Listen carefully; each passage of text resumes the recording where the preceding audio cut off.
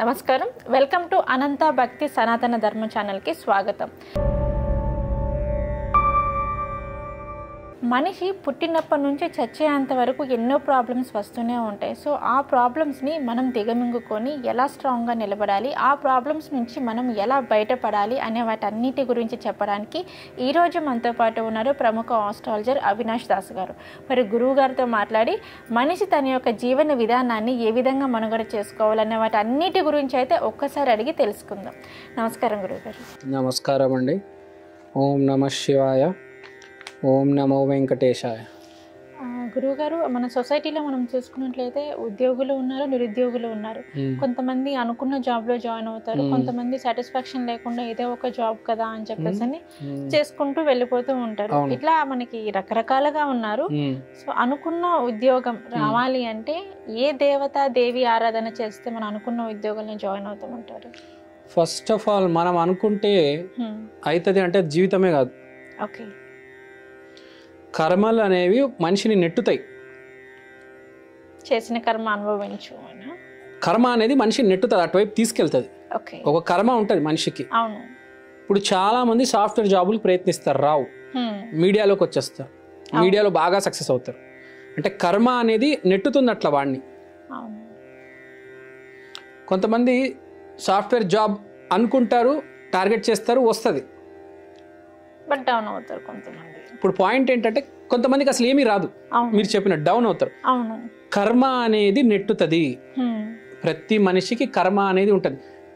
ఇప్పుడు రవితేజ సాఫ్ట్వేర్ జాబ్లో చేరుంటే నెలకి ₹1,00,000 సంపాదించేవాడు, కానీ 8 సంవత్సరాలు కష్టపడ్డాడు. ఆ కర్మ వాడిని నెట్టింది అట్లా. 8 years స్ట్రగ్లింగ్, తర్వాత సినిమా హీరో అయ్యాడు. అవును. సో కర్మ అనేది నెట్టుతుంది. మనం అనుకున్నది ఎప్పుడు జరగదు, కర్మ తీసుకెళ్తుంది అట్లా. ఓకే, మనం ఎక్కడికి వెళ్ళాలి ఏంటి అనేది కర్మకి తప్ప ఎవరికి తెలియదు. ఎవరికి తెలియదు. నువ్వు ఆ ఆఫీస్లో నువ్వు 10 చోట్ల 10 ఆఫీసుల్లో ట్రై చేస్తావు, నీకు ఆ ఒక్క కంపెనీలోనే జాబ్ వస్తుంది. బికాస్ ఆఫ్ కర్మ. నిన్న కర్మ అక్కడికి తీసుకెళ్తుంది, 10 చోట్లకి తీసుకెళ్తుంది, కానీ జాబ్ అక్కడే ఇప్పిస్తుంది, వస్తుంది. సో ఇక్కడ పాయింట్ ఏంటంటే మనం అనుకున్నది ఎప్పుడు జరగదు. భూమి మీద ఫస్ట్ గుర్తుపెట్టుకోవాలి. ఇప్పుడు నేను ఇలా ఉన్నాను, రేపు నేను బెంజ్ కార్ కొనొచ్చు, లేకపోతే రోడ్డు మీద పడి నాశనం అయిపోవచ్చు, చెప్పలేను. నా కర్మ బట్టి ఉంటుంది, నా చేతిలో ఏం లేదు. నేను రేపు డాక్టర్ అవ్వచ్చు, ఎల్లుండి ఇంజనీర్ అవ్వచ్చు, ఏమైనా అవ్వచ్చు. భూమి మీద ఏ రోజు ఏమైనా జరగవచ్చు. ఇప్పుడు జాబ్ రావాలి అంటే నేను చెప్తాను బేసిక్గా ఎలా ఉంటుందంటే, ఇప్పుడు నువ్వు ఏదైనా పని మొదలెట్టావనుకో, కొంచెం రిజల్ట్ వస్తుంది అనుకోండి, దానిలో ప్రయత్నం చేయవచ్చు. అసలు రిజల్టే రావట్లేదు, నువ్వు ప్రయత్నాలు ఇప్పుడు 200-300 ఇంటర్వ్యూలు ఇచ్చావు సాఫ్ట్వేర్లో, అసలు సక్సెస్ అవ్వట్లేదు. ఎక్కడ 10 years అయిపోయింది, ఇంటర్వ్యూల మీద ఇంటర్వ్యూలు ఇస్తున్నావు, సక్సెస్ ఇంత కూడా రావట్లేదు. కొంచెం విఘ్నత ఉండాలి కదా. అరే 10 ఏళ్ళ నుంచి నేను ప్రయత్నిస్తున్నా, జాబ్ రావట్లేదు, ఇది కాకుండా వేరేది ఏదైనా ట్రై చేద్దామే, ఆలోచన ఉండాలి. ఆ రోడ్డు మీద పునుగులు అమ్మినాడికి ₹1,00,000 వస్తాయి నెలకి, వాడు రాసి ఉంటే. కానీ వాడికి ఉంది ఐడియా, కానీ వాడు మొదలెట్టడం లేదు. యోగం ఉండాలి అంటారు కదా. యోగం కాదు, కొంచెం విఘ్నత కూడా ఉండాలి కదా. పునుగులు బండి అంటే అదేదో చిన్న పని, గౌరవం ఉండదు అనుకుంటాడు. అలా అనుకుంటారు చాలా మంది, చిన్న పని పెద్ద పని సాఫ్ట్వేర్ అని. కానీ నువ్వు పునుగులు పెట్టి కూడా నెలకు ₹1,00,000 సంపాదిస్తే విపరీతమైన రెస్పెక్ట్ ఉంటుంది. ఇంకోటి, ఏ పని ఎక్కువ తక్కువ అని ఎప్పుడు అనుకోవద్దు, ఆల్ ఆర్ ఈక్వల్. ప్రతి ఫీల్డ్కి, ప్రతి వ్యవసాయానికి అదే, ప్రతి ఆక్యుపేషన్కి ఈక్వల్గా గౌరవం ఇవ్వాలి. బీచ్ మీద పల్లి బఠానీ అమ్ముతున్నాడా, రోడ్ మీద పునుగులు అమ్ముతున్నాడా, రాత్రి 12 తర్వాత ఇడ్లీ దోశ అమ్ముతున్నాడా అనేది ఏమీ లేదు ఇక్కడ. ఆ భేదాలు అవి ఉండకూడదు. ఇక్కడ అందరూ సమానం. కాబట్టి నువ్వు ఒకటే పెట్టుకొని టార్గెట్, నేను ఇదే చేస్తాను, ఇది లేకపోతే ఇంట్లో కూర్చుంటాను అనేది ఉండకూడదు. ఒకసారి బుర్ర వాడాలండి, ఫ్రాంక్గా. రిజల్ట్ వస్తేనే ముందుకెళ్ళాలి, లేకపోతే హ్యాపీనెస్ అయినా రావాలి.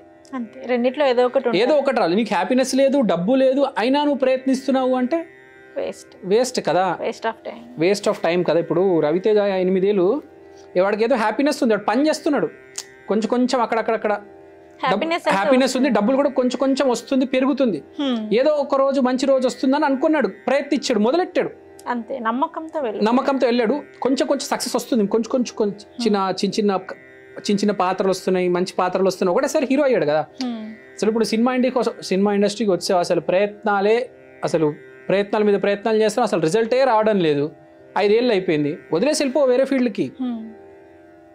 అంతే. ఆ విఘ్నత అనేది ఉండాలి. ఆ విఘ్నత అనేది లేకపోతే చాలా కష్టం.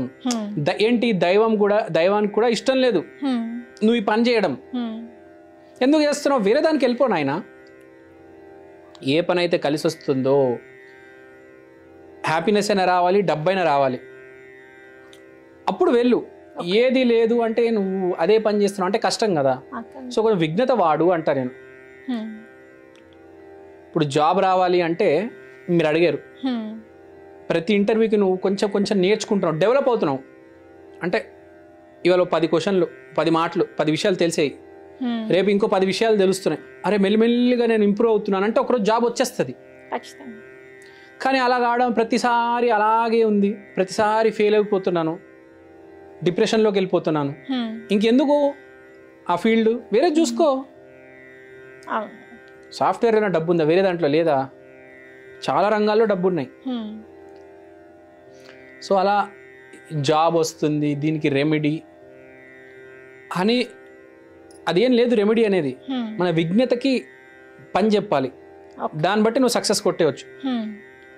అది ఓకే గురుగారు, అనుకున్న జాబ్లో జాయిన్ అవ్వాలి అంటే ఫస్ట్ మనకు ఉండాల్సిన స్కిల్స్ ఏంటి అనే వాటి గురించి అయితే, అంటే పరిహారం కన్నా, అంటే మనం అనుకున్న జాబ్ రావాలి అంటే ఏ దేవుణ్ణి ఆరాధిస్తే మనకు అనుకున్న జాబ్ వస్తుంది అనే దానికన్నా ఫస్ట్ మనకి ఎటువంటి స్కిల్స్ ఉంటే, ఏ దేవుణ్ణి ఆరాధిస్తే మనకి ఎటువంటి జాబ్ వస్తుంది, మనం అనుకున్న జాబ్ అనేది. అసలు అనుకున్నది వస్తుందా లేదా ముందు తెలుసుకోవాలి. అవునవును.